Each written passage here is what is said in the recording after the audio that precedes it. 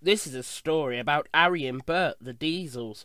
They love playing tricks on steamies and getting us into trouble. But one Halloween night, the joke was on them.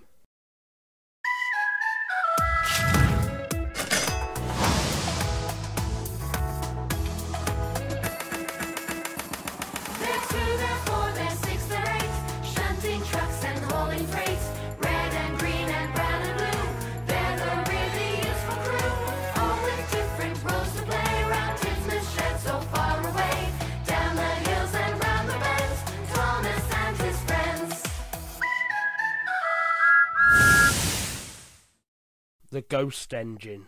It was Halloween on Sodor. Lots of passengers were dressed up in funny costumes. Thomas and Emily were going on a night run. They had to collect trucks from the smelter's yard and deliver them to the harbour before sunrise. Percy was glad he hadn't been chosen for the job. Working at Halloween was much too scary. When Percy arrived home that evening, Thomas and Emily were just setting off for their night run. "Be careful at the smelter's yard," puffed Percy. "It's creepy there after dark." Thomas smiled. "There's nothing to be afraid of." "There's no such things as ghosts," Emily added as they steamed away. Thomas and Emily raced across the island by the light of the moon. "Peep, peep, it's very quiet tonight," said Thomas. "And very dark," whispered Emily. As they reached the smelter's yard, Emily's wheels began to wobble with worry. Diesels, Arry and Bert were nowhere to be seen, so Thomas and Emily went to look in the shed. "There's no need to worry," said Thomas kindly, but suddenly there was a huge crash. "Rattling rods! What was that?" cried Emily. "It must have been the wind," Thomas replied, but Thomas felt worried too. Hiding in their shed, Arry and Bert smiled. Then Bert bashed into an oil drum, sending it crashing onto the tracks. Smash!